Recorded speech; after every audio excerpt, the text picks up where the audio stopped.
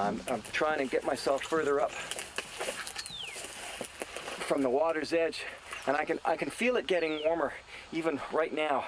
Just coming up about 20 feet or so up the hill, you can just feel the temperature difference as you go up in grades, and that's good. So I'm looking for a good shelter spot. I think something's over here. Yeah. So here, check this out. That's not bad. Not bad at all. It does feel warmer up here. There's rocks there, there's sand. It's a little damp here. It's not gonna be comfortable, but it's gonna work. I'm gonna put all these rocks, make a fire pit, so I can have a bit of warmth. That's under the assumption, of course, that I can make a fire without matches. And I'm up for the challenge. Every location is different, but if I'm to survive 7 days in Canada's north in the fall, shelter is a high priority. Probably by far the safest way to break a branch is like this.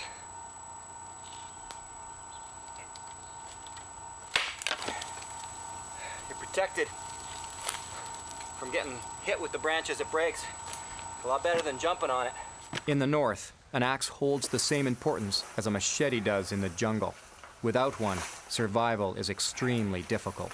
These spruce boughs actually shed the rain really nicely.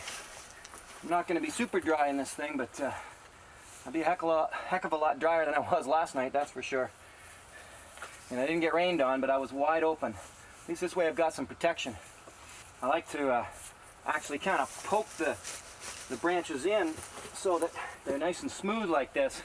You don't really have to, you can just throw them on, but this way all the rain sort of goes with the flow of the boughs.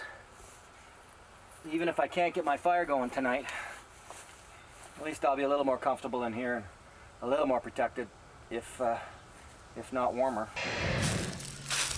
Well, I've decided to come up onto this flat beaver area to make a shelter. And why a shelter when it's 75 to almost 90 degrees every day? Because last night I got quite a chill. Put a little rain into that scenario, and you got the makings of a possibility of getting hypothermia. So I think better to be safe than sorry, I'll make a bit of a shelter. Not a real major one, just something to keep the rain off me, I think. All through the swampy area, there's a lot of vines like this. And of course, the vines are just great for tying things up, so I think I'm gonna be able to put this to good use.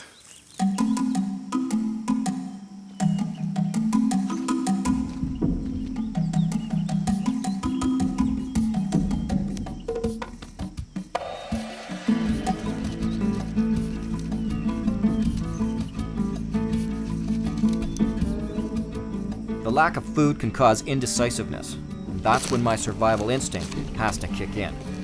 In this case, it's just get busy.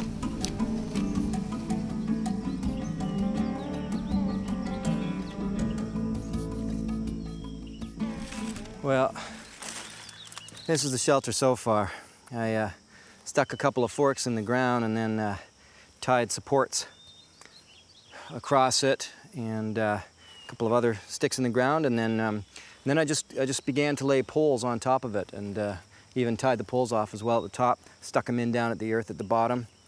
Really, all I want to do here is, for the most part, is keep the rain off of me. I guess keeping some warmth in would be good too, because it is getting pretty cool at night, but it's not too bad, I suppose. Mind you, the chills are not so nice. But with the fire now, it's a lot better. I can keep that fire going and stay warm with it. I'm getting red-eyed energy now.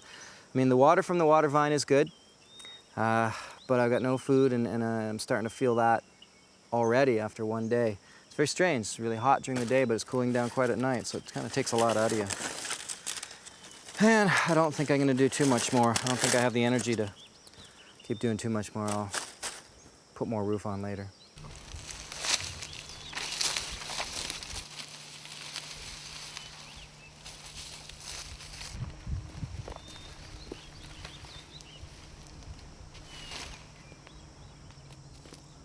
I started weaving them in from the bottom just down the bottom line, all the way up to the top to try and create a nice little kind of shingled roof effect here. It should work well. I don't want to be caught off guard like I was last night when it started to spit on me and I was running around trying to cover my camera gear. Tonight, I want to make sure that I'm dry if rain does come in. So far, I've been lucky as far as the weather is concerned.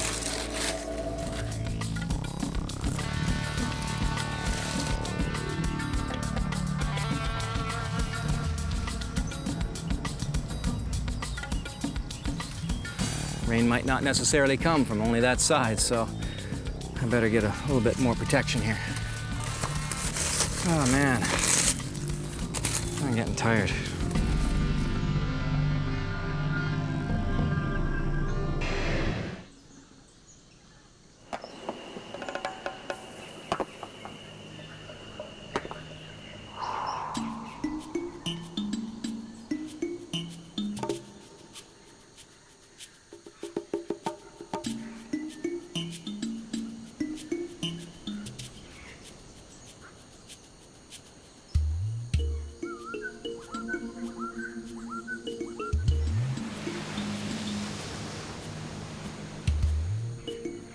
In this heat, I'm not thinking about shelter at all, but I know that weather can turn ugly on me very fast. Well, that's about all I can do for tonight. Make this platform, keep me up off the sand. Sand is a real irritant. It gets into everything, including this infected toe that I have. The week before this, I did a lot of hiking and I've got a badly infected toe, and the worst thing for it is to get sand in it. It'll get more infected and more irritated. On top of that, of course, these hundreds of these little hermit crabs crawling around on the sand. I don't want them nibbling at my toes all night either. I better take the time to make my shelter better in case bad weather comes in quick.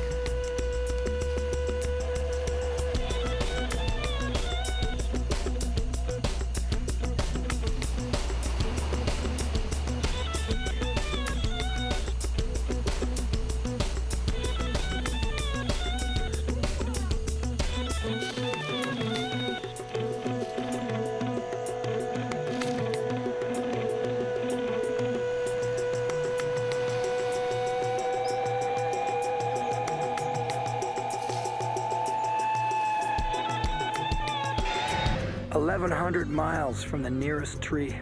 Heck, I'm 700 miles north of the Arctic Circle. I'm closer to the North Pole than I am to the Arctic Circle. So sometimes you gotta really take a look at your circumstances.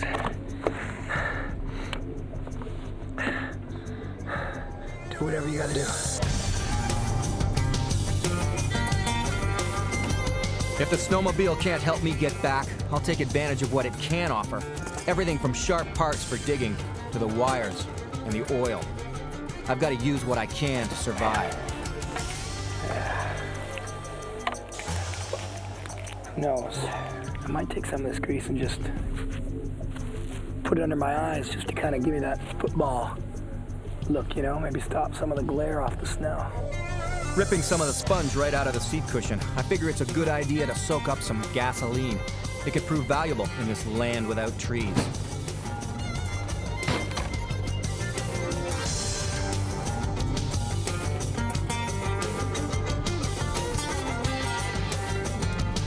It's mid-May, but here in the Arctic it can still get blisteringly cold. And storms can move in at any time. I have to build a shelter. There's really only one thing to build a shelter with out here. It's white, and there's a lot of it. Even though it's so cold, I have to be very careful not to overheat in this caribou skin clothing. If I sweat, it'll chill me to the bone in no time. Real simple equation. You sweat, you die. Let's see what I can get out of this guy now. There.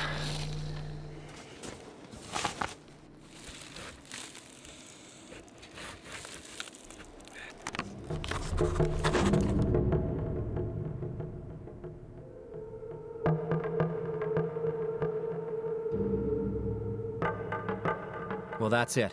The snowmobile cowling, some foam from the seat, and some snow.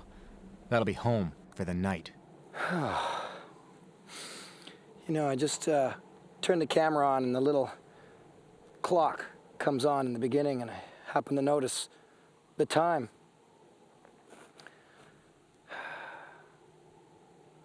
It's 3 o'clock in the morning. I've been going for a long time. I've checked around, and this snow does feel good. If the snow's too soft, then it's just gonna crumble on you. If it's too hard, then you gotta work too much. And I hate to make this comparison, but it's gotta kind of feel like styrofoam. Okay, this is gonna take me a while, as you can see.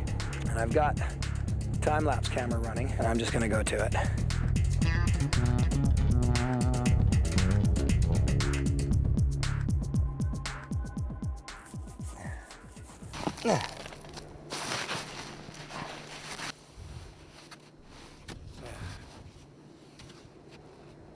The Inuit have been relying on igloos for thousands of years. It's the perfect shelter.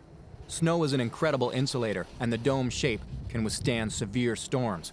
Built properly, an igloo is an amazing marriage of function and form.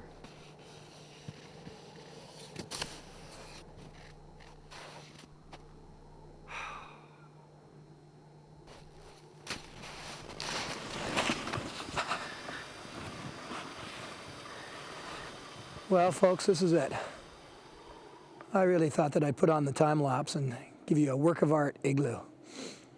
But being that this is the first time I ever tried to make one, and according to the local Inuit friend of mine, actually, Samuik, the snow is the worst type of snow to try and make an igloo with right now. And then I just realized that I've been going all night. I have no idea what time it is, although I'm sure it's close to morning already. And I'm exhausted. Put all those factors together, and you got a crappy igloo. Now that I've made it to the bottom of the valley and the rain is breaking, I can finally go through my gear. Look at that glorious sunshine. I was beginning to doubt its existence. The circumstances that put me on the top of the mountain basically simulate heli hiking gone wrong. I figured since it's centered around heli hiking, this kind of survival, I can at least have a few items that I might be able to make use of for survival. Something indicative of being up there on the mountain.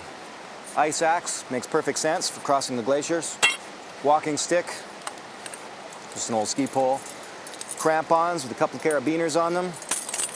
And just the remnants of an old pack. You know, just who knows what I can make use of with that stuff. A lot of people, when they're heli hiking, have a camera or a video camera of some sorts with them. So in this case, yeah, that's what I've got.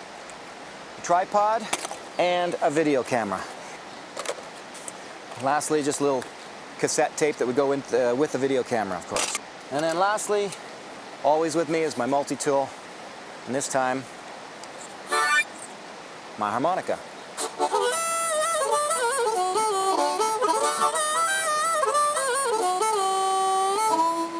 That's my happy song because the sun's out. Oh, one last thing. My emergency blanket.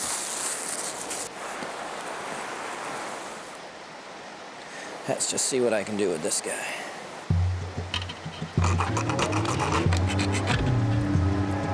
Whoa.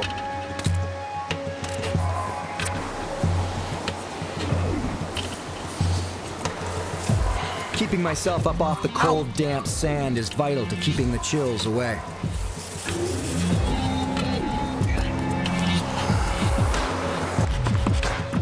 I have to admit it, my main reason for building here was for ease of filming.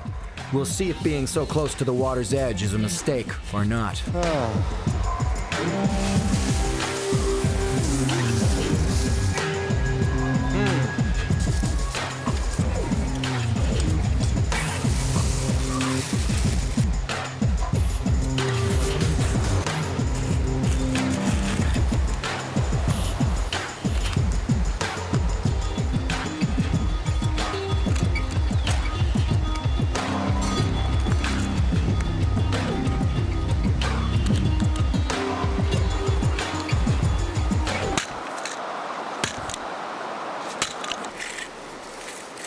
And the tape, a little button rock.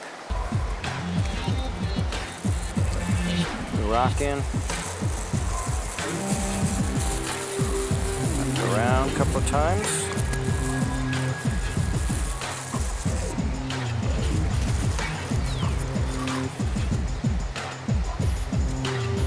Should work.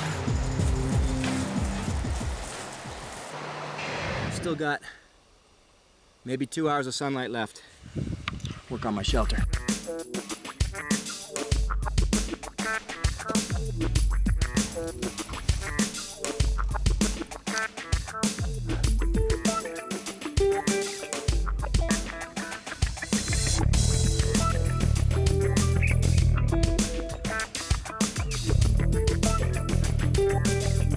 This ridgepole was a little bit lower than I wanted, so I dug a hole down a bit and then lined it with some juniper bark and this grass just to braise me up, and it keeps me off the cold sand. And then I covered all of these branches and sticks and over top to protect me a bit, reflect some of the heat back once I do get a fire going. But this is about as much work as I want to do tonight before I get too sweaty. I shivered through last night because my shelter was thrown together so quickly to beat nightfall. I'm hustling now to insulate it, and the bike frame makes a great supporting wall. Try not to take too much to hurt the tree. It exposes them to bugs. Out of respect for the environment, I took this bark from several trees. I think in time I could probably maybe even weave a really nice bed out of this. But for now, I think just pulling it in loose like this keeps it lofty, probably good insulation as a result. And the sun's already going down. I mean, it's fading real quick.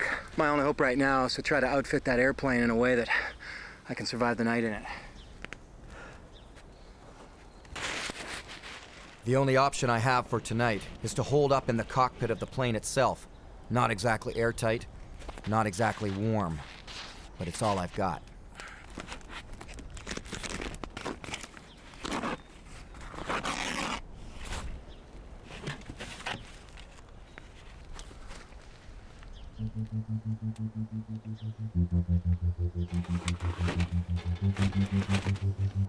Well, this isn't going to be pretty.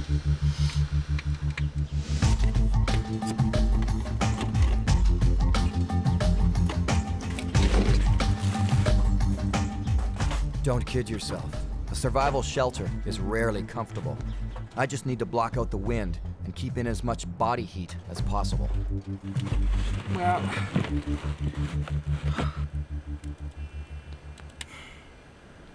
I don't think I can do much more. Not for tonight. Shelters don't usually come ready-made, and there are a lot of variables to finding the right location.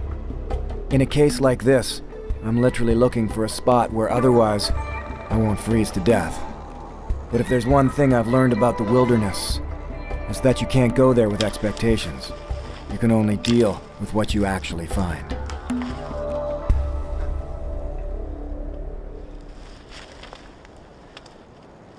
Home, I guess. I don't have a lot of options here. You know, in the survival books, they always show some guy in an quick emergency shelter. You can get under the boughs of a spruce tree or something, and there's a little cubby hole. Yeah, well, I've looked around. This is about as best as I can do for immediate natural shelters. But there is a lot of boughs and stuff. We'll see.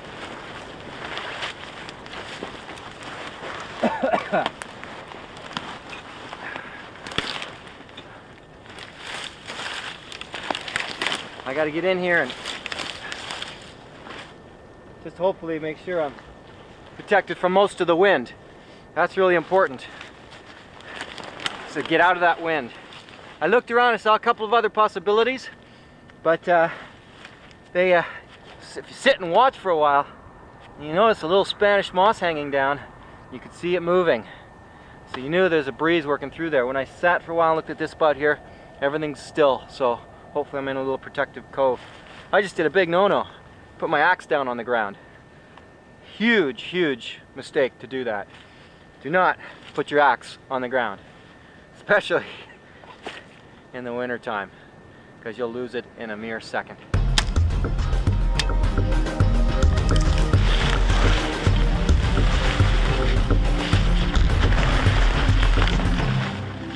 benefit of this shelter is it's sort of a natural shelter. All I'm doing is chopping off the tops of trees, little spruce trees here, and filling up a wall in the holes here. Sort of like a makeshift lean-to, I guess. Oh, it's just feeling cozy already.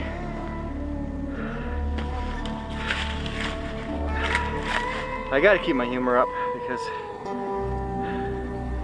I won't be there at 3 a.m. I could get into doing a big elaborate shelter, but I only have probably another hour and a half of daylight. And I know that in making a shelter like that, I'm gonna start sweating. You sweat, you die. So I don't want to sweat. There are a lot of deprivations I'm willing to put up with in the name of survival. But going without an axe in the middle of a Canadian winter isn't one of them. It changes the possibilities immensely. It can enable a lot more effective survival. But in the hands of someone without skill, one slip and you've just put the axe into your shin, and the odds against you. I'm protecting my eyes by closing them at the last second of the chop. Being blind out here wouldn't be good. Yeah, this is possibly dangerous. You better know how to wield an axe before you start doing this. Any injury out here is deadly.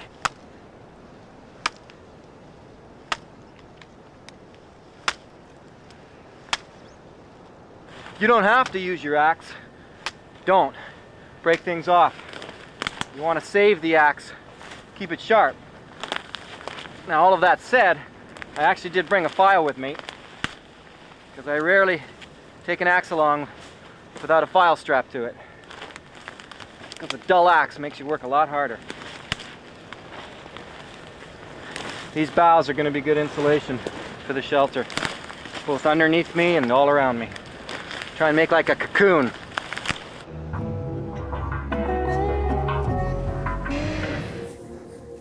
I gotta find a way of staying warmer tonight, getting up off the ground and protected from above. This grass should go a long way towards helping me stay warm. But I'm using my gloves because what makes me really nervous here is this is a perfect place for rattlesnakes to be laying. They like the heat of the grass.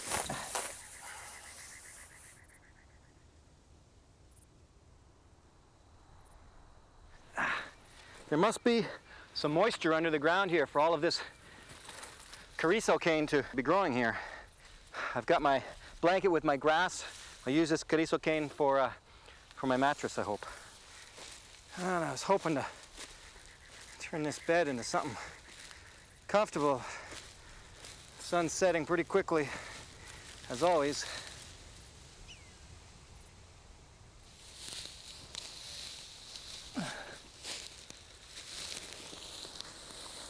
Oh, there. When I do finally settle in, it'll be something like this. Who knows, might even be warm. I sure hope there's no spiders in there. Black widow, that is. Oh. Having a firm grasp on where north and south are can be very helpful. For everything from where to put your shelter, to where to ice fish, to which location help should be coming from. That's what I wanted.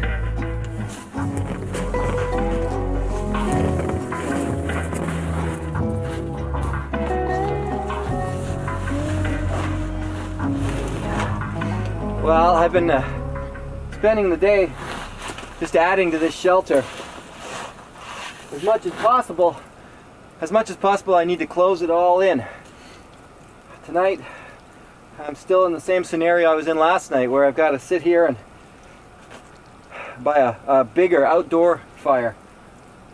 The best thing to do is to create like a cocoon that you can get right inside. So even if you didn't have a fire, at least there's some residual heat in there from you. But if you can have a fire that's also protected and inside your shelter, way better, especially in the winter. So I've just been weaving these branches into my shelter to keep me warm and to keep me up off the ground. right now there's quite a whiteout happening on the lake. So you know what that means? It means that satellite phone, GPS, two-way radio, none of these things will do me any good at this very moment with a whiteout like that. Nobody can fly in that, nobody can land here to help me out. This looks like it could be a good spot for a shelter for me. I've got this big natural wall on the side of me from where a tree has fallen over and lifted up the root system. I'm close to the water, I'm close to firewood, I'm close to a few blueberries and other berries as well. And that's very important. If you've got to go a long ways to get your firewood or your food or your water, then it's not a good location for your shelter. I've got a nice smooth kind of rock situation here that's fairly level for making my bed on. I've even got a cubby hole here where I might be able to put a little fire inside. The only downside is it looks like it's kind of a runoff area for when it rains, but if I lift myself high enough off the ground to protect from that, I should be okay. I think this is going to be home.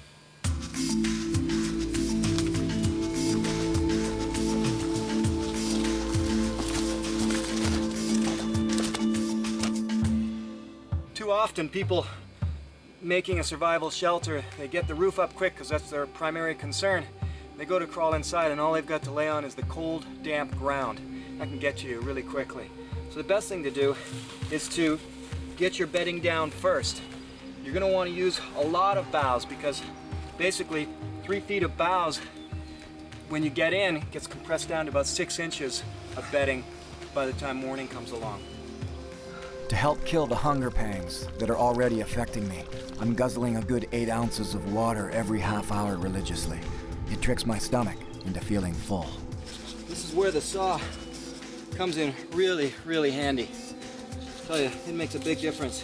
If I didn't have this saw, I'd be spending a lot of calories trying to break this branch off or other branches or only be able to use smaller trees. Man, what a difference it makes to have a knife.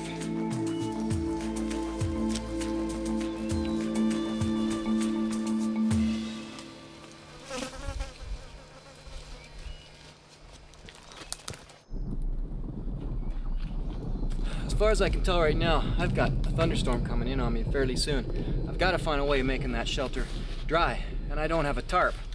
So anything can work, and you can find lots of different barks, or big pile of leaves also works really well too to shed the rain. But there's nothing that works as well as birch bark, and this guy is a beauty. This is when you're really happy you've got a knife, I'll tell you. You can make a split right down the center. Follow it, and that's going to peel off as one big shingle. And this beauty goes up about another 5 feet, so this is going to help a lot for the shelter. There's a bunch more like this kind of lying around on the ground as well. This one broke off at the top, but there's more lying on the ground, and this is going to keep me dry, I hope.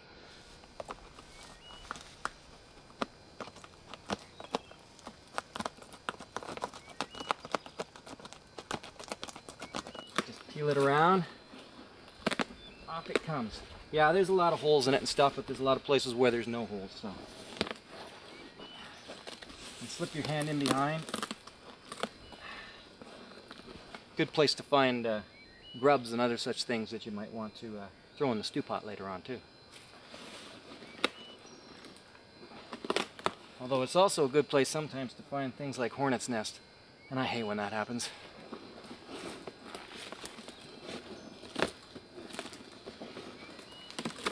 Oh, yeah. Yeah. Haha. Look at that.